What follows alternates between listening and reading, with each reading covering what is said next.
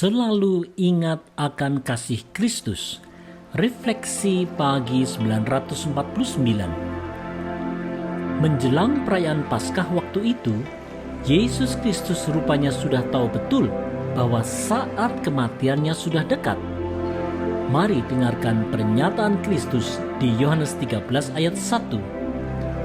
Sementara itu, sebelum hari raya Paskah mulai, Yesus telah tahu bahwa saatnya sudah tiba untuk beralih dari dunia ini kepada Bapa.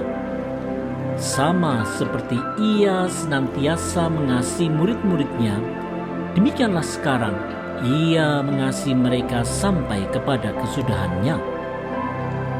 Saudara-saudara, Yesus Kristus, Sang Anak Allah, tahu bahwa saat penggenapan janji keselamatan melalui pengorbanannya di kayu salib telah dekat.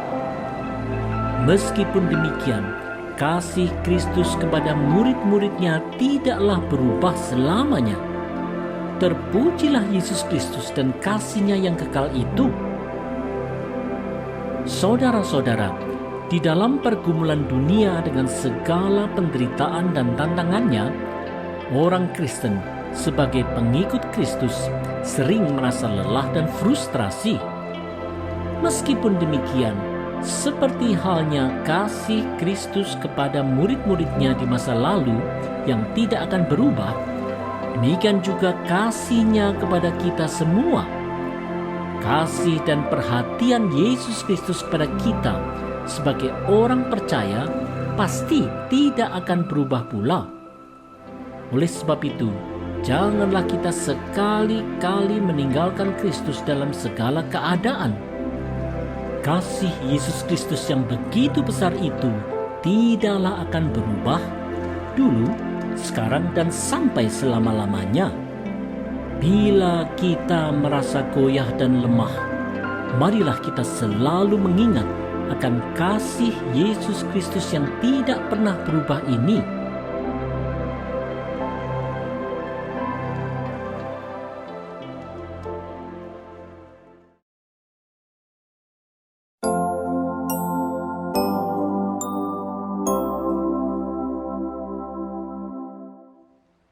Menghindari cinta akan uang. Refleksi pagi 950. Sesuai dengan apa yang tertulis di Yohanes 12 ayat 36, pada waktu itu Yesus dan murid-muridnya sedang menyembunyikan diri dari orang banyak.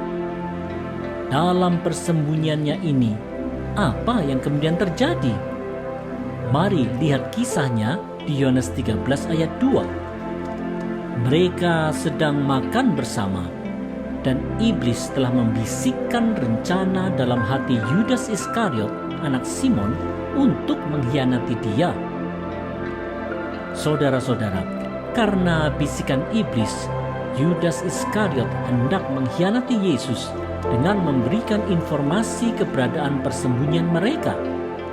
Sifat cinta uang Yudas Iskariot yang suka mencuri uang kas telah dipakai iblis sehingga dia mau berkhianat.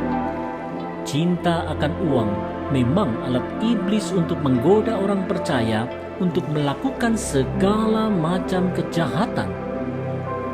Saudara-saudara, kecintaan seseorang akan uang memang bisa menjadi jalan masuk yang baik bagi si iblis untuk membisikkan berbagai rencana jahat di hati manusia.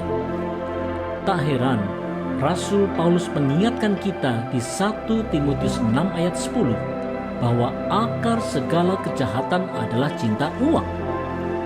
Oleh sebab itu, marilah kita belajar mawas diri untuk melihat kecenderungan hati kita. Janganlah sampai kita mau menghalalkan segala cara, bahkan sampai menggadaikan iman kita demi mengejar uang. Hindarilah sikap cinta uang dengan terus mempertajam telinga rohani kita untuk mendengarkan nasihat firman Tuhan. Di dalam pertolongan Roh Kudus, pastilah kita akan diberi kekuatan untuk tetap setia di jalan Tuhan dan mampu melawan bisikan si iblis.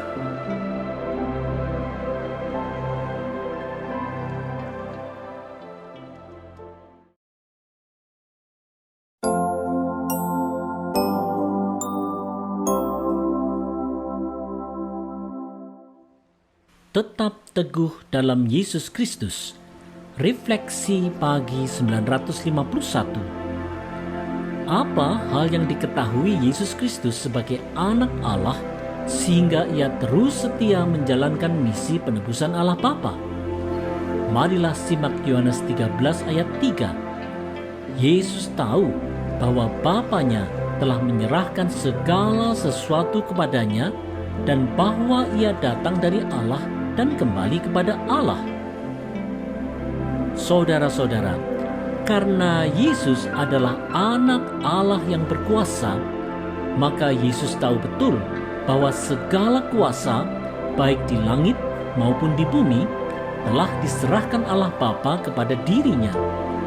Di dalam pengetahuan ini, Yesus Kristus tetap rela merendahkan diri untuk menyongsong penderitaan dan kematiannya.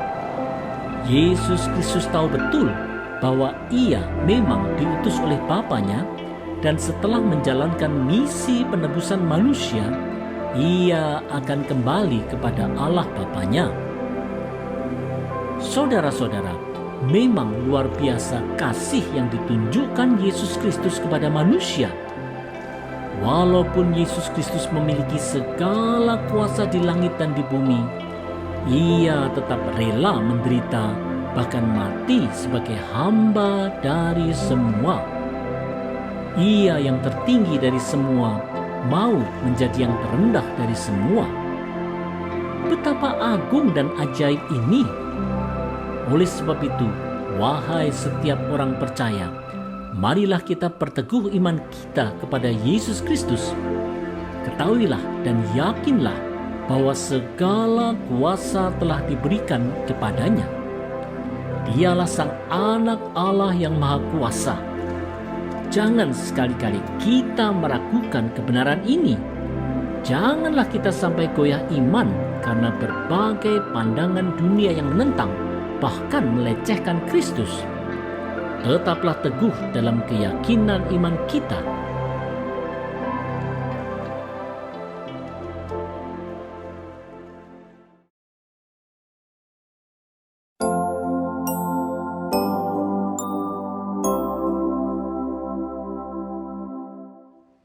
Melayani dan bukan dilayani. Refleksi pagi 952. Walaupun Yesus Kristus adalah Sang Anak Allah yang memiliki segala kuasa di langit dan di bumi, ia rela merendahkan diri sebagai hamba yang melayani semua. Mari lihat kisahnya di Yohanes 13 ayat 4 dan 5. Lalu bangunlah Yesus dan menanggalkan jubahnya. Ia mengambil sehelai kain lenan dan mengikatkannya pada pinggangnya. Kemudian ia menuangkan air ke dalam sebuah basi dan mulai membasuh kaki murid-muridnya, lalu menyekanya dengan kain yang terikat pada pinggangnya itu. Saudara-saudara, Yesus Kristus yang mempunyai status yang tertinggi sebagai anak Allah dan Rabi Yahudi, mau melakukan tugas seorang budak belian yang terendah dengan membasuh kaki. Inilah suatu teladan dalam melayani sesama. Saudara-saudara, kata melayani adalah sebuah kata yang sering dipakai di kalangan Kristen. Hanya saja, karena terlalu sering dipakai, kata melayani ini malah sering kehilangan makna. Memang ironis, dengan alasan melayani Tuhan, orang Kristen sering lupa melayani sesama. Ironis pula bila seseorang yang katanya melayani justru menuntut untuk dilayani. Apakah betul kita sudah melayani? Yesus Kristus sudah memberi teladan dalam melayani yang sesungguhnya dengan menjadi hamba bagi semua. Bila kita mengaku sebagai pengikut Kristus, mengapa kita justru tidak meneladani sikap Kristus itu? Marilah kita terus belajar melayani Tuhan melalui pelayanan kita kepada sesama. Marilah kita melayani dan bukan cuma minta dilayani.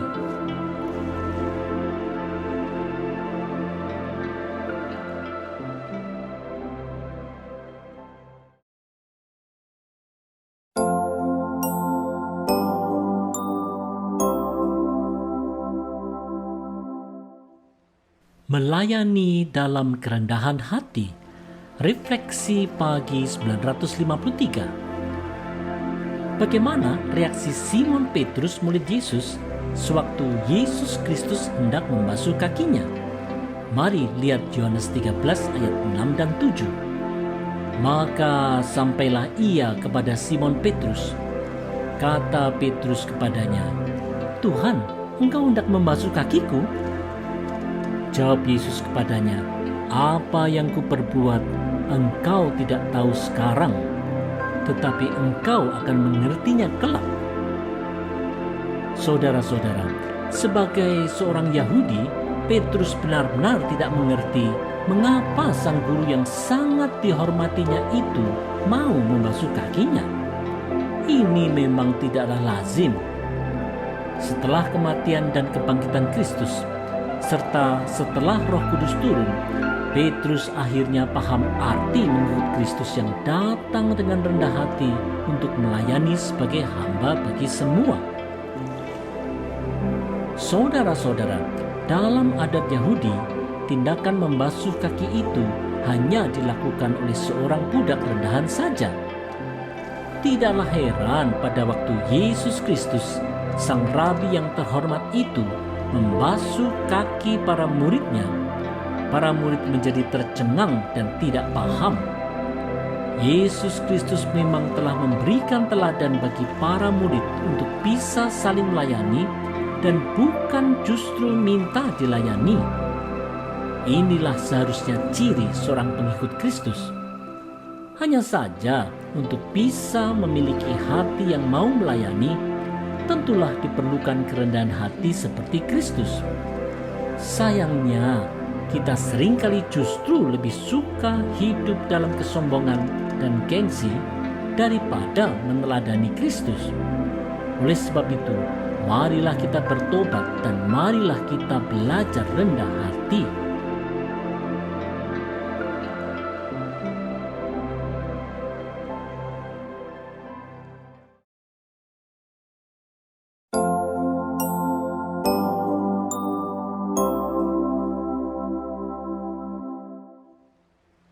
Meneladani sikap Kristus. Refleksi pagi 954. Apa reaksi Petrus sewaktu ia melihat bahwa Yesus, gurunya itu, hendak membasuh kakinya?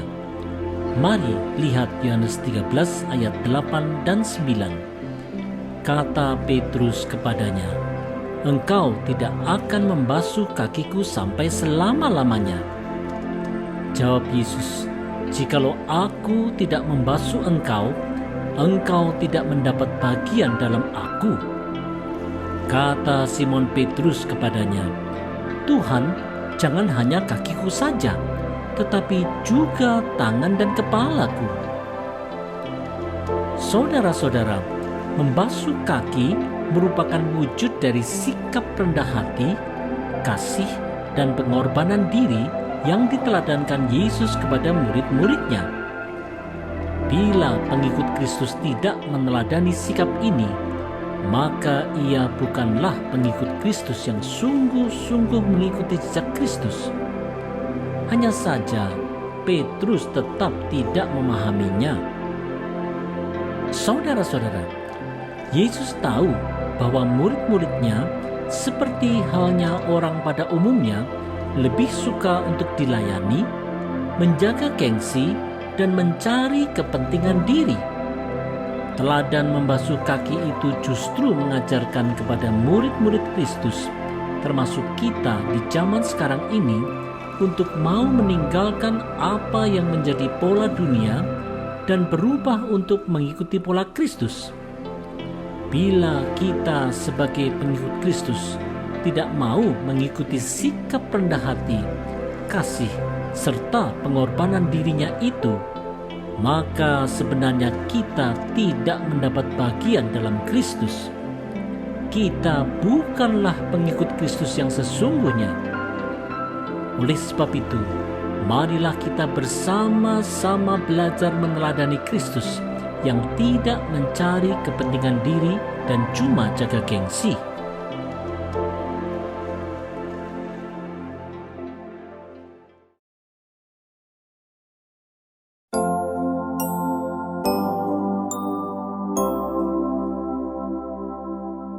tetap mawas diri dan bertobat setiap hari.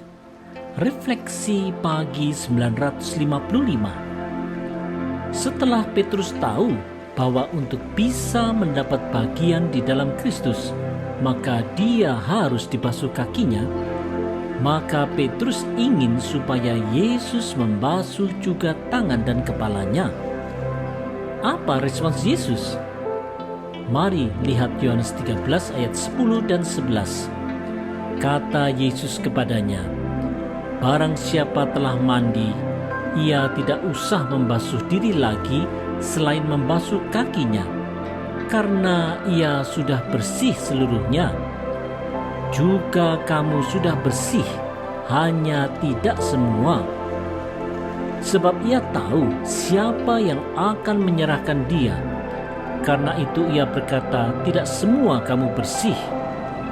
Saudara-saudara, bila seorang percaya Kristus, maka ia sudah disucikan dalam darah Kristus. Tetapi dalam langkah hidup sehari-hari, seseorang masih bisa jatuh dalam dosa dan harus bertobat, walau tetap ada saja yang keras hati. Saudara-saudara, setelah menjadi pengikut Kristus, seseorang Kristen tidaklah berarti terbebas dari pikiran dan tindakan dosa. Memang pada waktu kita percaya pada Kristus, maka kita terbebas dari belenggu dosa dan maut kekal. Tetapi di dalam kedagingan, kita masih bisa saja jatuh dalam dosa. Oleh sebab itulah, Allah menjanjikan di 1 Yohanes 1 ayat 9 bahwa jika kita mengaku dosa kita, maka Tuhan adalah setia dan adil sehingga Ia akan mengampuni segala dosa kita dan menyucikan kita dari segala kejahatan. Inilah modal setiap orang Kristen dalam menjalani kehidupan yang penuh tantangan dan godaan iblis. Oleh sebab itu, marilah kita selalu mawas diri dan bertobat setiap hari. Janganlah sampai kita terlena dan mengeraskan hati